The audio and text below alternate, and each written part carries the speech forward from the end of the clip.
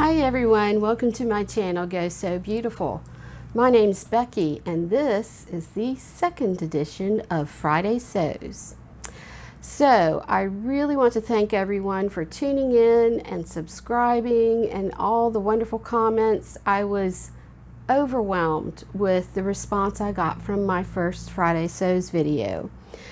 So if you're coming back for the second time or you're new, I hope you'll get some sewing encouragement, edification, and inspiration from this little video.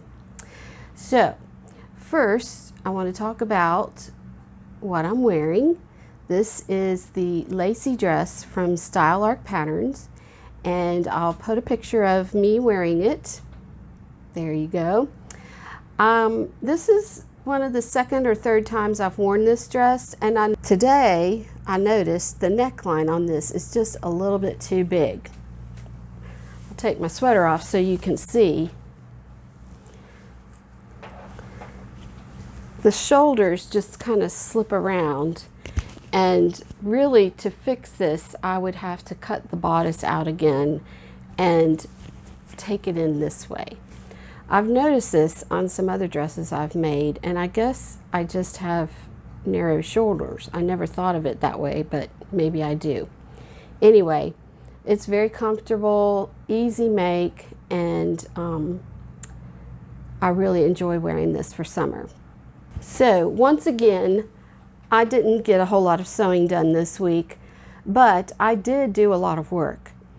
I had purchased a cabinet for to go with my desk, and I got it at the Salvation Army, and I should have taken a before picture, but I really got it for a song, like 20 bucks, and it was just a basic brown cabinet with two doors on the bottom, and I really needed it to neaten up my desk area and to have a place for my printer.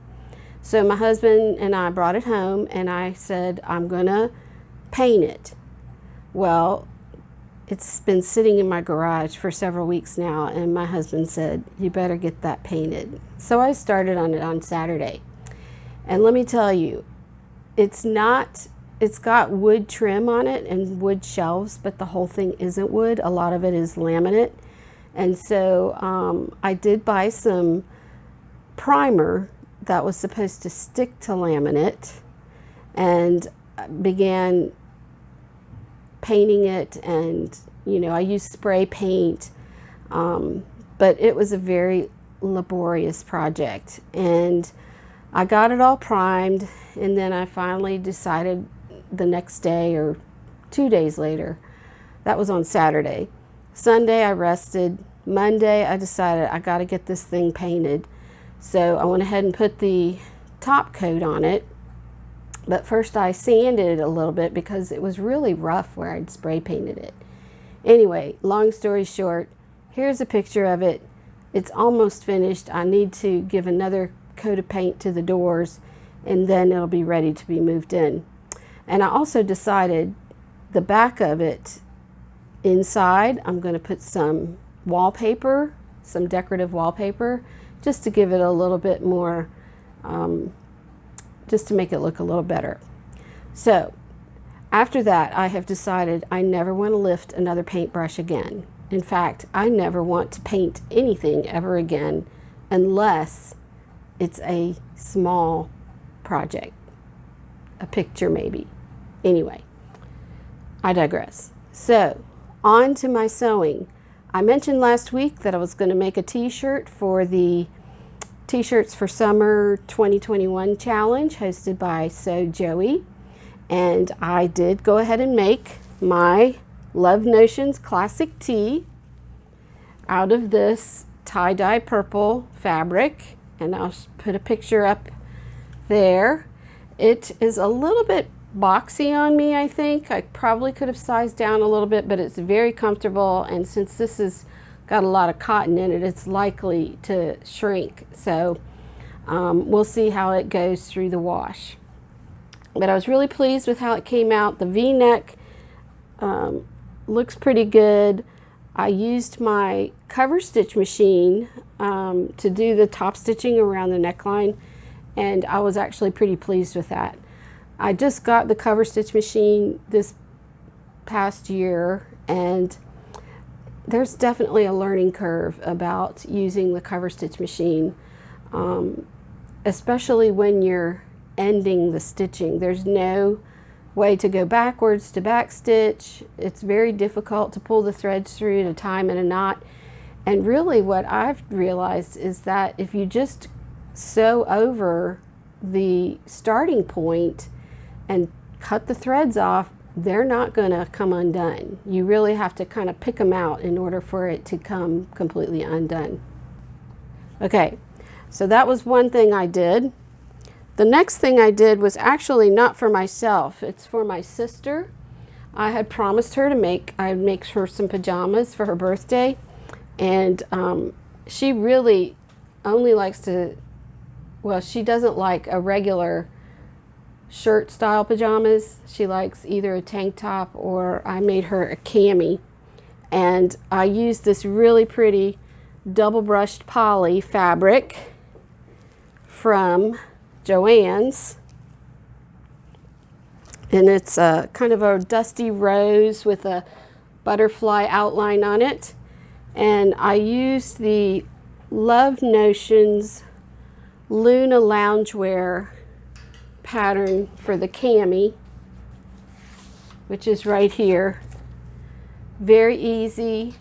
I thought it was going to go together fast, but I sewed up the side seams and did the neck binding, which was really easy, and then I did the armhole binding, and that's where I had to do it a few times, and I finally ended up basting it in place, which, you know, basting things down before you stitch them is never a bad idea. But I was pretty pleased with how this came out as well. And the front and the back are the same, so you really don't have to worry about which one is the front and the back, but I think she'll really be pleased with this. And then for the pants, I just made some elastic waisted bottoms in the same fabric, and she lives in another state, and I had to get her measurements, and I had gotten all of them except for length, and I texted her and said, I need to know what the inseam measurement is on your pajamas so that I can make them the right length. Well, she texted me back, said it's 30 inches. I measured the length of the inseam on the pajamas I made, and it was exactly 30 inches. So I couldn't really hem it up, and actually it was 29 and a half. So I had to add a cuff to the bottom so that it would be long enough for her. And for that pattern, I used this It's So Simple pattern from McCall's. I have plenty of elastic waisted patterns, but she is really pretty slim, and the ones I had didn't really match up with her measurements. So this is one that I found at Walmart, and you can make shorts or pants out of it, and I believe it's for it's sized for stretch knits, but it's also, the pants are also sized for wovens. And I really liked this hoodie that comes with it. I didn't make that, but I think that'll be useful in the future. So this is McCall's L9581, and it was pretty easy to make. Okay, so that's pretty much all the sewing I did. I had said I was going to make a pair of shorts to go with that t-shirt, and after sewing this knit pajamas, I just decided I'm kind of tired of sewing knits and I want to sew up something in a woven. I mentioned last week that I wanted to make this Vogue pattern in this pretty art gallery fabric, and I decided that's the next thing I'm going to work on. So I'll be cutting that out this weekend. I have a small pattern haul. I know I promised in the hashtag no buy 60-day challenge, not to buy any patterns or fabric. And I have not bought any fabric since the 1st of May, and it's really killing me. Then I saw this dress at Ann Taylor Loft when I was on vacation. It was a cute little halter dress, and I'll show you a picture. And I thought, I'll bet you I could make that. So I started looking online at patterns, and the Something Delightful website had patterns on sale for, I think they were $3.99 each. And of course I found a pattern just like the halter top. So I went ahead and put the pattern in my cart. And since I didn't want to pay shipping for just one pattern, I went ahead and bought a few others. So here's what I got.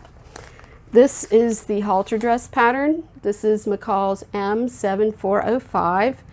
It's called the Atlanta dress, and I think this will be very much like the dress that I saw at the loft. And I've got lots of different fabrics to choose from to make that. So I hope to make that. Because it's a halter dress, I need to make it before the end of summer. The next pattern I got was this pretty dress pattern. I liked it because it's got a twist detail under the bodice, and this is M7381. And it's also, I mean, you can make this sleeveless, short sleeved, or long sleeved, and you can make, it's got 2 dress lengths, regular dress length and a maxi dress length. So it's a pretty versatile pattern, and I may try to make that this summer as well. The next one I got was this pattern called the Julia, and this is M8063. It's got shorts, capri pants, and long pants, and I like it because it's got little cargo pockets with cuffs on the shorts, and it's got an elastic waist. So I need shorts for summer, and that's on my list too. I'm going to be sewing a lot for the next few weeks. The next one I got was just one I thought was similar to the Winslow culottes by, I think Helen's Closet makes those. This is a culottes pattern that comes in 3 lengths, and it's got tucks in the front along with elastic in the back. And this is M7131, and it's also got pockets. And I really like, I might make these big wide leg pants. Sometimes wide leg pants look a little, they kind of swallow me up. I don't know if I haven't got the right proportion or I'm too short or what, but I've made some that didn't come out so well. I think if I use a drapier fabric, they'll be fine, but I may have to make a muslin first. This next pattern, I'm not sure why I bought this one. It's pretty simple shift dress. It does have a dippy hem in the back, and you can make it sleeveless, short sleeved, or long sleeved. This is M7533, and I guess I thought this would be, I must have thought I didn't have another pattern like this, but I'm pretty sure I do somewhere. Anyway, I'll make this up someday. Okay, so that's pretty much what I've been making and what I plan to make. As far as other stuff that's going on, I had a visit to my doctor today, which is downtown. I live OTP, which means outside the perimeter, in a little burb. Not a little burb, it's actually a very busy burb. Anyway, I sometimes think I should switch doctors and go to somebody that's closer to home, but I really like this doctor. Plus, her office is close to downtown where the Ikea store is, so whenever I go see her, I reward myself by making a trip to the Ikea store. And it's not painful to go to her. She's my endocrinologist. And so she does help me manage my diabetes. And we always talk about different issues and stuff. And I told her that my weight had been creeping up and I was kind of concerned about it. And we talked about some changes that we need to make. And basically, I've decided to start following a new meal plan, and it's called the QEC plan, which stands for Quit Eating Crap. That's pretty much all I need to do, and everything will fall into place. Okay, on to my trip to Ikea. The specific reason I was going to Ikea was because I wanted to buy a table for my sewing machines that are currently on some old tables I had bought. I started overhauling my sewing room last year, and I will do a video about that process. But it has been a long process. And since I wanted to teach sewing lessons, I thought, well, I'll just get some of those old timey tables where the lid folds out and you can set the machine down in it. And I found a bunch of them online really cheap. I actually found one for free and had it refinished, and it looked really pretty, but it's really not practical at all for sewing on, because unless you have the machine that went in the table, it doesn't work very well. So I decided I'm just going to go to Ikea and buy some of the cheap tables. I mean, you can get one for like less than, the legs and the table combined is about $30, I think. So I go there, and I don't know if you've ever been to Ikea, but it's huge, and you have to wander through all of their displays. Well, you don't have to, but I usually do, just in case I want to get some ideas. So I get down to where the tables and the legs are. They're sold separately, and I took a picture of the location, and I noticed one of the displays said that it was temporarily unavailable. But then I saw another display that didn't have that. So I thought, well, they're probably down there. I go down to pull out my stuff from the aisles, and there was the tabletop. In fact, there were several tabletops of all sizes. However, there were no legs anywhere to be found, which really irritated me. But I went ahead and bought the tabletop anyway, realizing and knowing that they will get those table legs in sooner or later. And on the way home, I was thinking about it, and I thought, dang, how am I going to use that tabletop? I don't want to use those little tables, sewing cabinets anymore. So I decided that I'm going to try and take 2 legs from the one I already have and put it on the new one. And then I'll use these sewing cabinets, these little rolling drawers cabinets, which I'll put a picture of, and we'll see how that works. So I don't know, what kind of tables do y'all use for your sewing machines? I have had a really expensive sewing cabinet, which my husband bought for me several years ago, and it actually held my serger. It had a cutout for the serger and for the regular sewing machine that was custom made for my particular brand, and it fit in a corner, and it was pretty nice, but it was very cumbersome. It wasn't very movable, so I got rid of it and started using this cheap little Ikea table. Now I have a heavy duty machine that is on a real sturdy table that I got from eBay for a pretty reasonable price. But if you go and look online at sewing machine tables, they're pretty expensive, and especially if you get one that's got a cabinet with drawers and things like that. I just want a simple table. It would be nice if you could drop in your machine, but you're going to have to pay a lot of money, at least from what I found, or else have somebody custom make it. Now my dad, he can make just about anything you put in front of him as long as there are plans and measurements. But he lives in Ohio, and I don't think he's going to be too keen on making a sewing machine table for me. But I haven't asked him lately.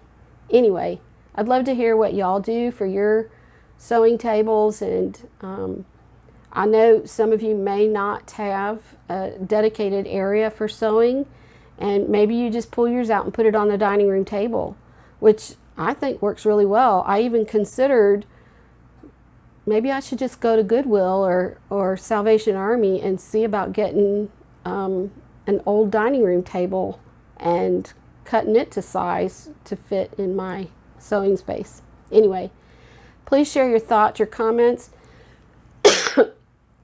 I really appreciate you tuning in. If you would like to see more videos, please subscribe to my channel and hit the thumbs up button, and hit the notification bell, and you'll see when new videos come out. And I am just really thrilled to be coming to you on Friday with Friday Sews. Now next weekend is the 4th of July, and I'm not sure I'm going to get a video out. I will do my best, but if not, I will see you week after next. Thanks for watching, everyone. I hope you have a wonderful 4th of July. That's all for today. Bye-bye. Go sew beautiful.